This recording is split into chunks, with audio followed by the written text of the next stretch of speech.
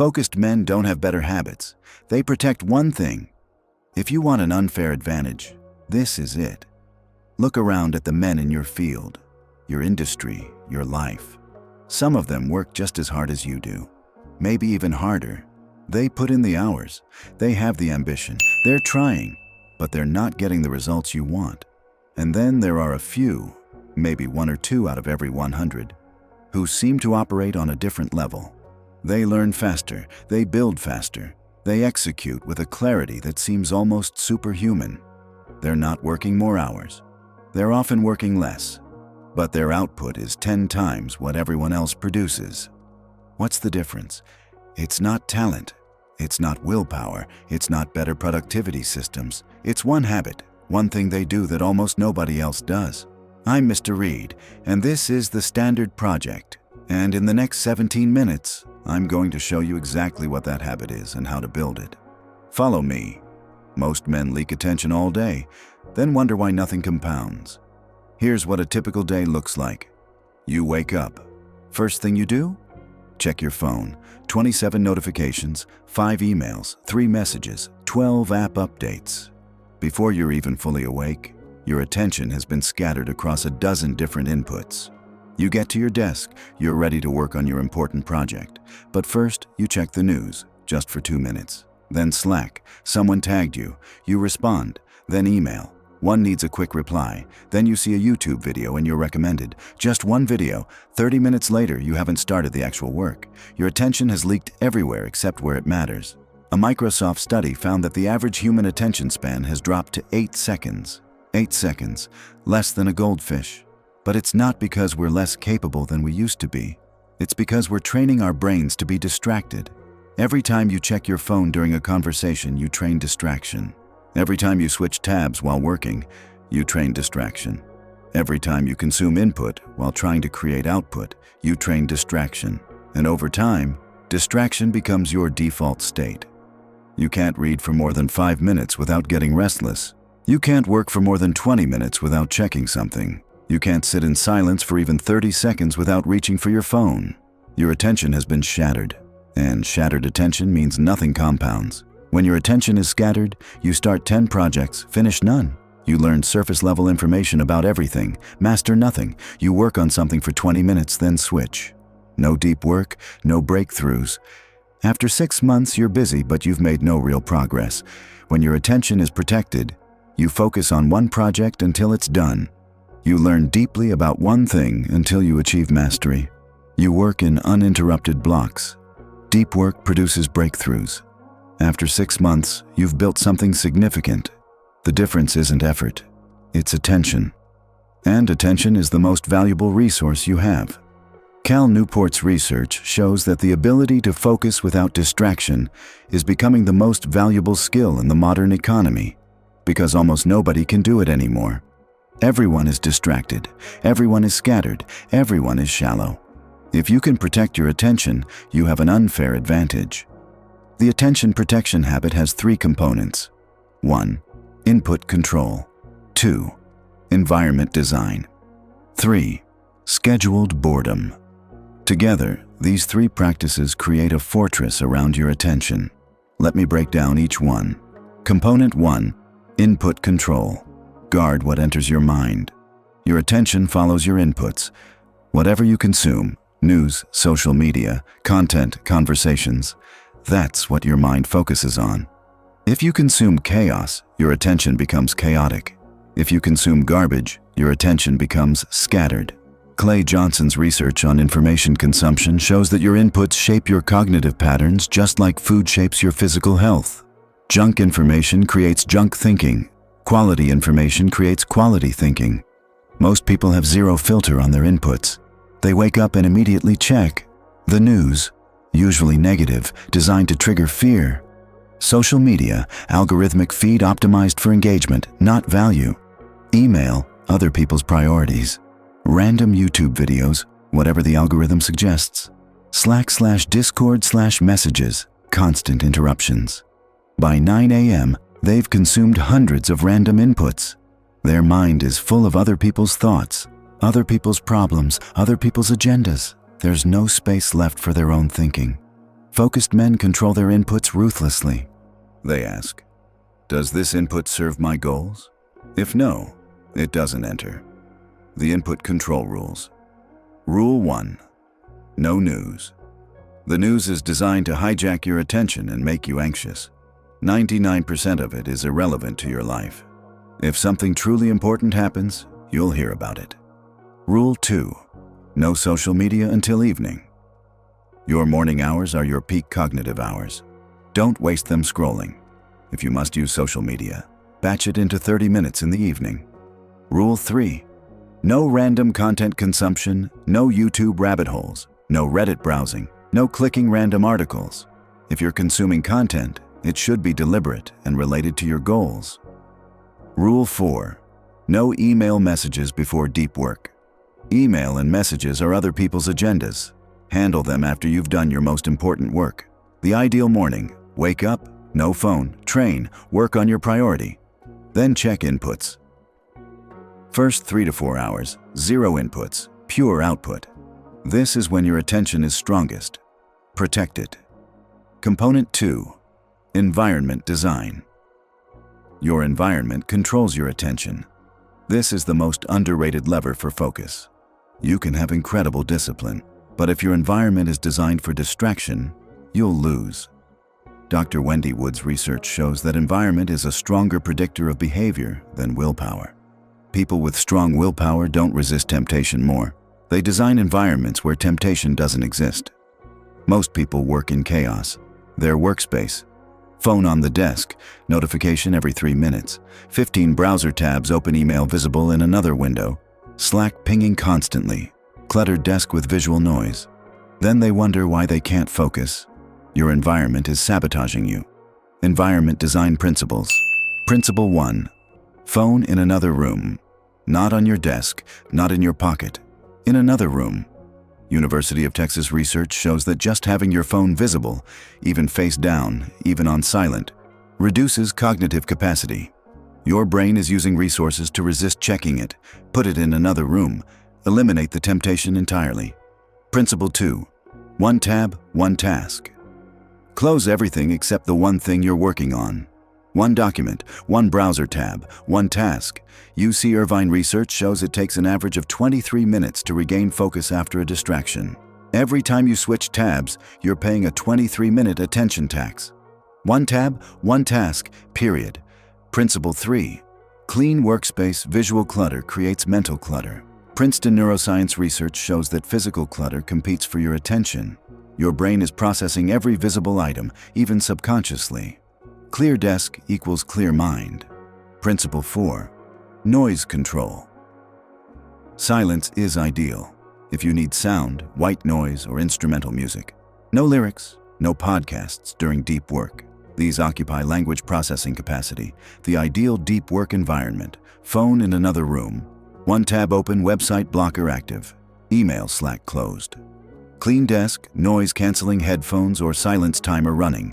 This environment makes focus effortless. Distraction becomes physically difficult. Component 3. Scheduled boredom. Boredom trains focus.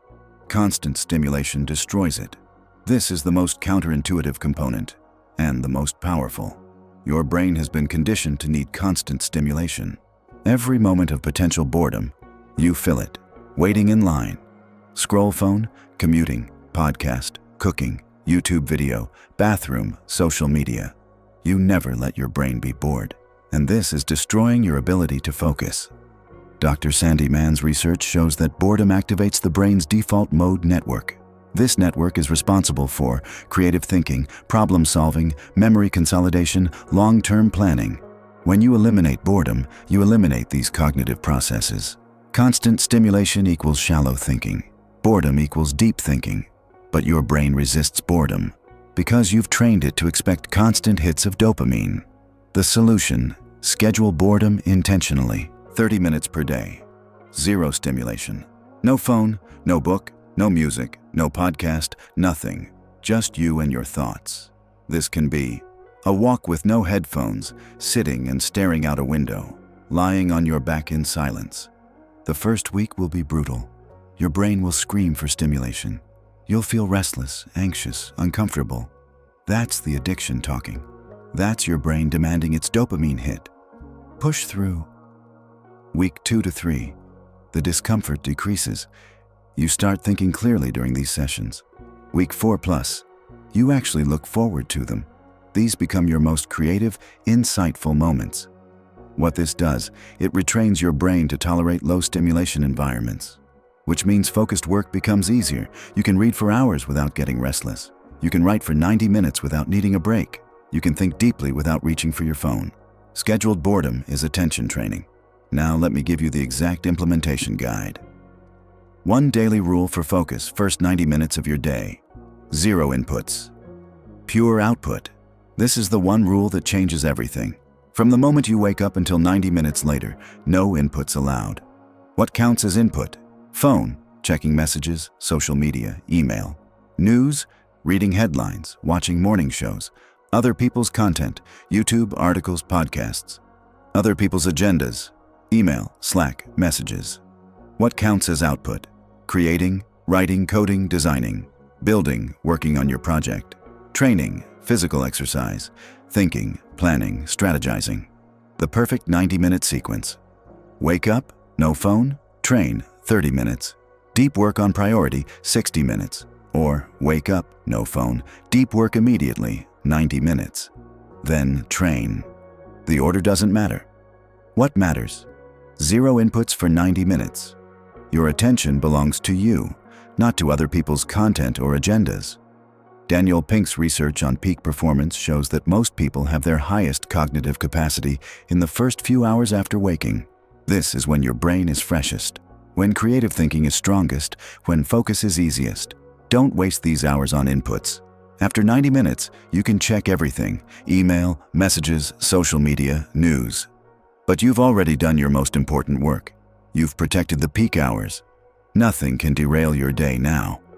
What to eliminate immediately? There are 3 massive attention drains you need to eliminate today. Drain 1, morning news check. You wake up, you check the news. Now you're thinking about politics, disasters, celebrity drama, stock market movements, whatever controversy is trending. None of this is relevant to your actual goals. But now your mind is occupied with it. The solution: delete news apps. Unsubscribe from news emails. No news until evening, if at all. If something truly important happens, someone will tell you. Drain 2, social media scrolling during work. You're working, you hit a hard part. You think, let me just check Twitter real quick. 15 minutes later, you've scrolled through your feed, watched 3 videos, read 10 arguments. You've lost momentum, lost focus, lost 23 minutes of recovery time to get back into flow. The solution: website blockers during work hours. Delete apps from phone. If you need social media for work, schedule specific times. During deep work, social media doesn't exist. Drain 3, random YouTube binges. I'll just watch one video to learn about this topic. The algorithm suggests another, then a completely unrelated video that looks interesting. 90 minutes later, you've learned nothing of value and your attention is fried. The solution: no random YouTube during work. If you need to watch something specific, download it first, watch offline, no algorithm, or use browser extensions that remove recommended videos entirely. These 3 eliminations will reclaim hours of attention every single day. How to defend momentum. Once you have focus, protect it ruthlessly. Getting into deep focus takes time. Breaking focus takes 1 second. A notification, a question, a thought about checking something, 1 interruption and you're out. 23 minutes to get back in. The Momentum Defense Protocol. Rule 1. No exceptions. Once you start, you committed to 90 minutes of deep work. You're 30 minutes in. You think, I should just quickly check if that email came in. No exceptions. The session runs to completion. Even if you think of something urgent, write it down for later. Don't break focus. Rule 2. Visible timer. What a timer for your deep work session. Make it visible. When you feel the urge to quit or check something, look at the timer. Only 35 minutes left. I can finish this. The timer creates accountability. You committed to 90 minutes. See it through. Rule 3. Physical barriers. Make breaking focus physically difficult. Phone in another room? You'd have to get up, walk there, unlock it. That's enough friction to stop the impulse. Websites blocked? You'd have to disable the blocker, which requires effort. That's enough friction to stop the impulse. The easier it is to break focus, the more often you'll break it. The harder it is to break focus, the longer you'll maintain it. Rule 4. Batch all breaks.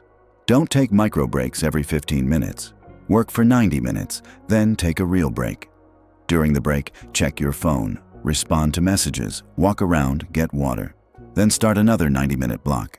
This creates deep work blocks instead of shallow work scattered with constant interruptions. Momentum compounds. Protect it like your life depends on it, because your results do. Let me leave you with this. Your life moves in the direction of your attention. Not your intentions, not your goals, not your plans, your attention. Where you focus determines what you become. If your attention is on social media for 3 hours per day, your life moves towards shallow entertainment and comparison. If your attention is on news and politics for 2 hours per day, your life moves toward anxiety and outrage. If your attention is on building your business for 4 hours per day, your life moves toward wealth and independence. Show me where your attention goes, and I'll show you your future. Herbert Simon, Nobel Prize-winning economist, said, "What information consumes is rather obvious. It consumes the attention of its recipients. Hence, a wealth of information creates a poverty of attention. We live in an age of infinite information, which means attention is the scarcest resource. Everyone wants your attention. Social media platforms, optimized to hijack your focus. News organizations, designed to trigger and engage. Advertisers, paying billions to capture your eyes. App developers, building addictive products. Content creators, competing for your time. They're all fighting for the same thing, your attention, and if you don't protect it, they'll take it. All of it. You'll spend your entire life consuming other people's content, pursuing other people's agendas, thinking other people's thoughts. And at the end, you'll wonder, where did my time go? Why didn't I build anything? The answer, because your attention was everywhere except on what mattered. Scattered attention. 10 years go by. You've consumed thousands of hours of content. You know a little about everything, master of nothing. You haven't built anything significant. You feel like you've been busy, but have nothing to show for it. Protected attention. 10 years go by. You've spent thousands of hours creating. You've mastered your craft. You've built multiple valuable assets. You have concrete evidence of progress. Same amount of time. Completely different outcomes. The difference? Attention protection. Focused men understand this. Attention is not infinite. It's the most valuable thing you have. You can make more money. You can't make more attention. So they protect it ruthlessly. They say no to almost everything. They guard their inputs. They design their environment. They schedule boredom. And their lives move in the direction they choose, not the direction the algorithm chooses for them. That's the difference between living deliberately and living reactively. Now you understand attention protection, input control, environment design, scheduled boredom. First 90 minutes, 0 inputs. Eliminate news, social media scrolls, YouTube binges. Defend momentum ruthlessly. This will give you an unfair advantage. But here's what happens around day 7. Your discipline breaks. The first few days are easy. You're motivated, you're excited about the system. But then, day 5, you wake up tired. You think, just this once I'll check my phone first. Day 7, you're stressed. You think, I need a break. I'll scroll for just 10 minutes. Day 10, you're bored during your scheduled boredom. You think, this is stupid, I'm done with this.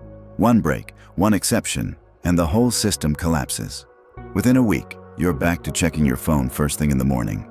Back to scrolling during work. Back to constant inputs. 0 boredom, scattered attention. The system only works if you maintain it. And maintenance requires discipline. Not the discipline to start. The discipline to sustain. Anyone can protect their attention for a day, or even a week. But can you do it for a month, for a year, for the rest of your life? That's where most people fail. If you want discipline strong enough to protect that attention long-term, watch next, because in the next video, I'm going to show you the complete discipline system. Not motivation-based discipline that fails when you're tired, but mechanical discipline that works on day 1 and day 1000. Discipline that doesn't rely on how you feel, works when you're exhausted, sustains through stress, setbacks, and burnout becomes who you are, not just what you do. Attention protection is the habit that separates focused men from everyone else. But discipline is the system that makes that habit permanent. Watch the next video now. One standard, greatness. One project, you.